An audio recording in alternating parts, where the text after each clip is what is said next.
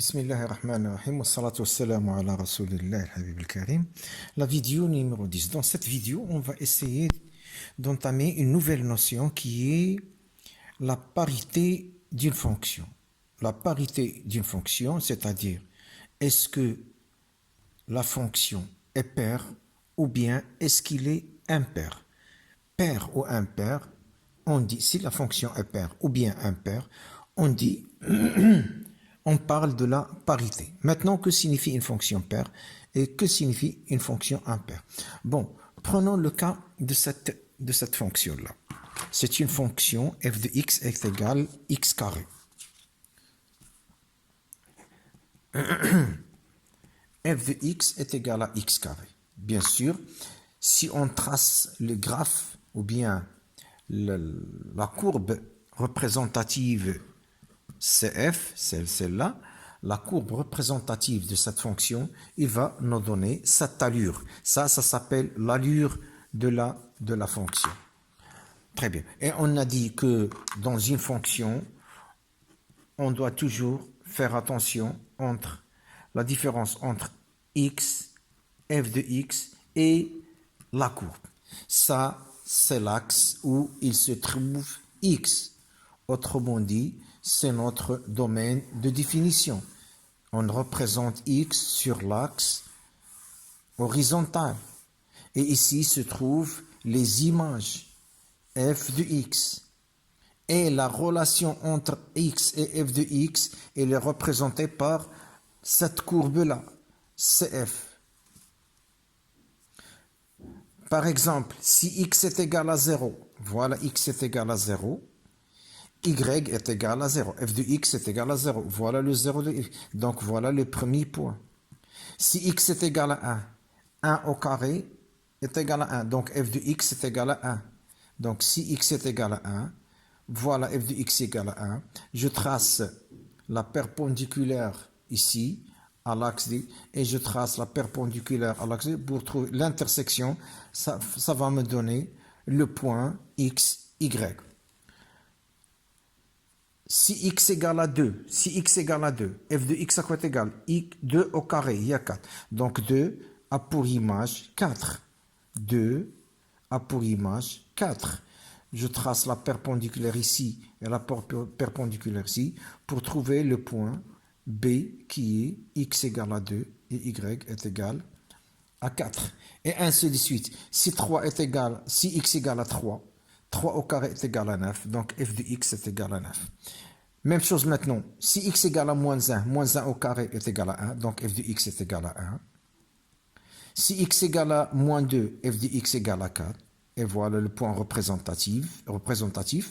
Si x égale à moins 3, f de x égale à 9, et voilà le point représentatif. Très bien.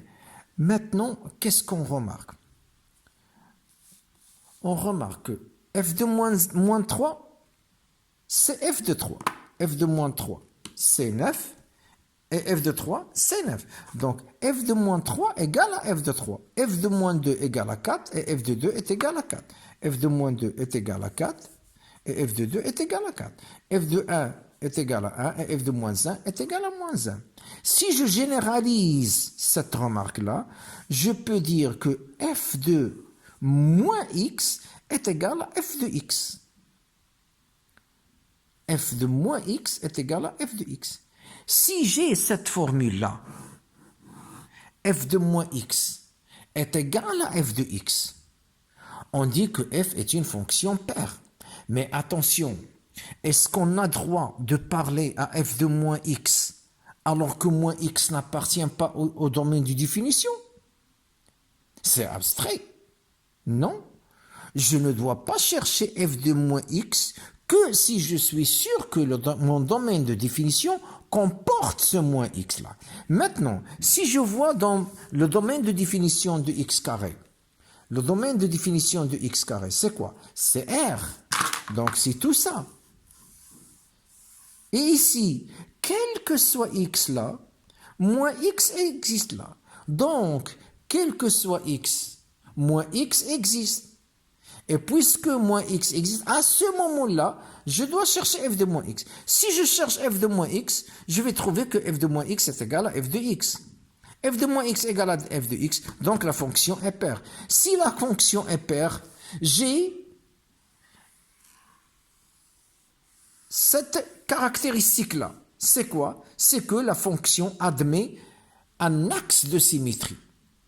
C'est quoi il admet un axe de symétrie? Ça veut dire ce qui est à droite et a pour image ce qui est à gauche. Autrement dit, vous allez trouver A'H est égal à HA et B'K est égal KB et C'L est égal à LC'. Donc, à ce moment-là, on dit que la courbe CF admet un axe de symétrie qui est au Y. Donc, si la fonction est paire, donc il est symétrique par rapport à l'axe au Y. On parle de l'axe de symétrie, on parle aussi de la symétrie axiale. Très bien. Si maintenant, prenons ce cas-là, remarquons une chose, que j'ai ici un centre de symétrie. C'est-à-dire quoi un centre de symétrie? CO est égal à OC', et BO égale à OB', et AO égale à OA'. Très bien. F de A est égal à P, F de B est égal à N, F de C est égal à M. F de moins C est égal à, si j'ai C ici j'ai moins C. Si j'ai B ici j'ai moins B. Si j'ai A ici j'ai moins A. Très bien. F de moins C est égal à moins M. F de moins B est égal à moins N. F de moins A est égal à moins P. Avec moins P et l'opposé de P, moins N est l'opposé de N, moins M est l'opposé de... Très bien. On va remarquer une chose. F de A est égal à P. F de A est égal à P. F de A est égal à P. Et F de moins A est égal à moins P. F de moins A est égal à moins P. F de moins A est égal à moins P. C'est quoi P? C'est F de A. C'est comme si on a F de moins A est égal à moins ce P-là qui est F de A. Donc, F de moins A est égal à moins F de A. Pourquoi F de moins A est égal à moins P. Moins Hawa ou P, il y a F de A. Donc, F de moins A est égal à moins F. F de moins A est égal à moins F de A. Même chose, F de B est égal à N. F de B est égal à N. Et F de moins B égale à moins N. F de B égale à N et F de moins B est égal à moins N. N c'est quoi? C'est F de B. Comme si je n'ai F de moins B est égal à moins F de B. F de moins B est égal à moins F de B. F de C égale à M. Et F de moins C est égal à moins M. F de C est égal à M. Et F de moins C est égal à moins M.